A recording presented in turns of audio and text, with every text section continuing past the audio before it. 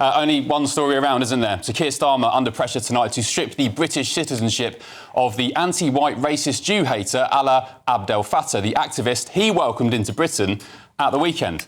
In a nod to Lucy Connolly, the mother sentenced to 2.5 years under this government for a hastily written and quickly deleted tweet after the Southport riots, Reform UK's Zia Youssef, I argue, hit the nail on the head today by posting this on X. He said, "In Britain, if you threaten to kill a protected minority, you're jailed. If you threaten to kill white people, British people, Americans, gays and Jews, like El-Fattah, you get granted citizenship by the Tories and celebrated by the Labour Prime Minister. Welcome to Britain."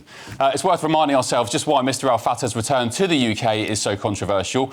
Here's a selection of his tweets dating back around 10 years. Let's start with this one, shall we? He wrote, "Yes, I consider killing any colonialists and especially Zionists heroic. We need to kill more of them." Another one said, "Random shooting of white males should convince them racism costs lives." Another said, "I rejoice when Zionists are killed." And there are plenty more to go through as well, but to be honest, we could be here for hours. El-Fattah said sorry for the tweets today with a rather mealy-mouthed apology. However, recent history's demonstrated that an apology hasn't always been enough, especially in the aforementioned case of Lucy Connolly. Let's not forget Keir Starmer's best mate, Lord Hermer, the Attorney-General. Well, he had a chance to intervene in Lucy's case and look at her rather harsh sentence, 2.5 years, remember. But, crucially, he chose not to. Keir Starmer, meanwhile, he celebrates the arrival of a racist Egyptian anti-Semite like a performing seal. Well, Lucy Connolly joins me live down the line now on Farage. Lucy, good evening. Thank you for your company. Apparently, when you fired off your emotional tweet last year after Southport, you should have maybe targeted Jews and white people instead, and you'd probably have got a government-sponsored welcome party for your efforts.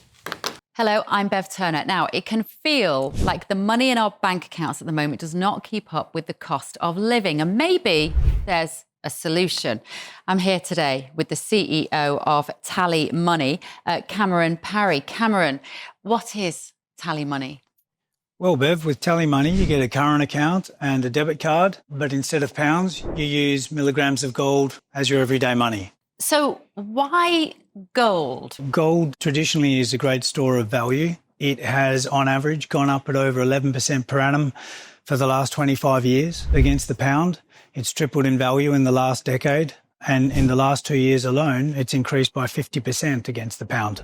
Banks' savings products just can't compete with that level of growth. But this isn't just about gold. This is about a currency that you guys have created at TallyMoney. Explain it to me as though I'm an idiot. So, look, people need to be able to hold their earnings and build their savings in a money that retains its value and remains in their legal control and remains theirs to access, away from government control. Great. You had me at not exposed to government control. You should feel safe and happy with your money. You should have peace of mind the more money you see in your bank balance, and that's the type of thing we're trying to deliver and give people choice in the type of money they get to use every day. Brilliant. Thank you so much, Cameron. Thank you.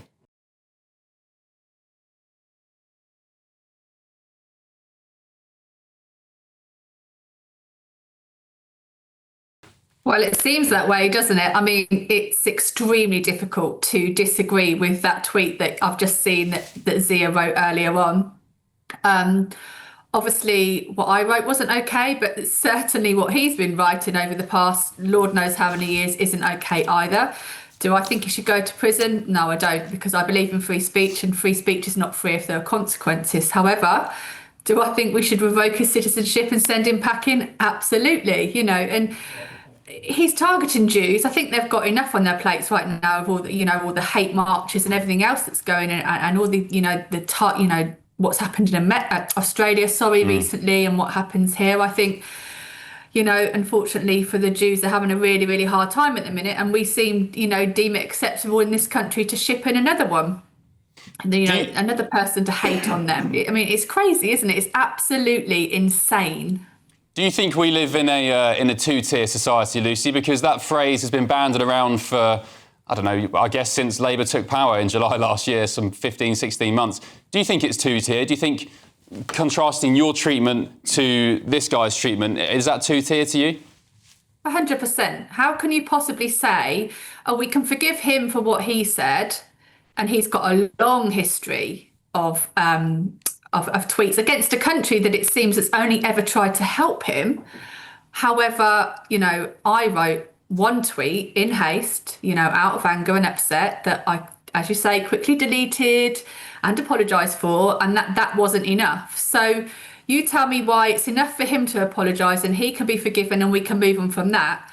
But even now, having even served my sentence, people come at me daily about, what an awful person I am. And the very same people Really? are then tweeting that, oh, we need to forgive this guy, move on now, because they will not, have anything said about this government and our Prime Minister.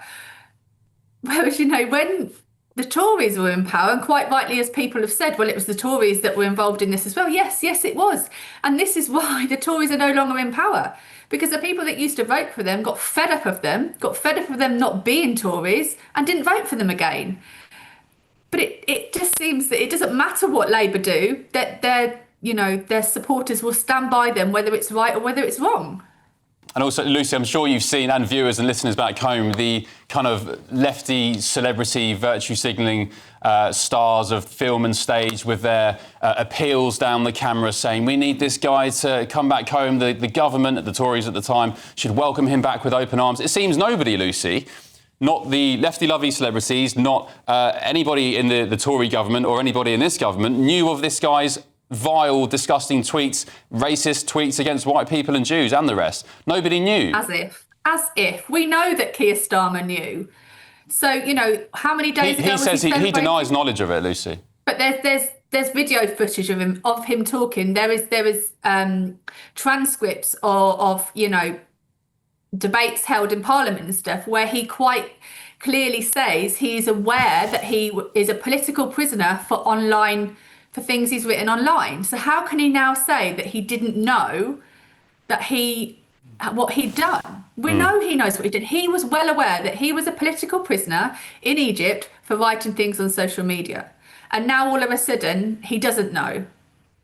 Yeah, interesting. There were some reports, unconfirmed, that the Egyptian government had come out at some point today and basically accused Keir Starmer of lying, saying, of course he knew. And by the way, just as a separate point, there was this guy was up for some award in 2014, some, I don't know, humanitarian nonsense award, and they axed the award from him. They stopped him receiving it because his old tweets had come to light. So for me, I just think, when you run government, you're running a country with an infinite money cheat. You can print money out of anywhere. You have access to the greatest resources and the minds in the world. You're telling me nobody knew about these tweets? Well, we know that's not true, though, don't we? Yeah. We know that they knew about the tweets. Everybody knew about the tweets. Well, maybe not people like you and I until the last couple of days. Maybe it wasn't brought to our attention until fairly recently. But we have seen evidence come to light in the last couple of days in the form of tweets, in the form of transcripts from meetings, etc., that shows that Keir Starmer and his, peers clearly knew that the reason he was in prison, they called him a political prisoner, was for writing posts online, and that he should be forgiven because he apologised. So that's fine, forgive him, he's apologised.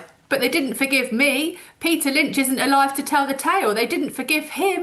They didn't forgive, hundreds of other people that were sent to jail for one online post during a really, emotional time. But because, Labour support him and the left support him, it's okay. It's different rules for him. Yeah. Lucy, sorry to interrupt. We've got a breaking tweet from our dear leader, Keir Starmer, the Prime Minister. He tweeted about 5 minutes ago.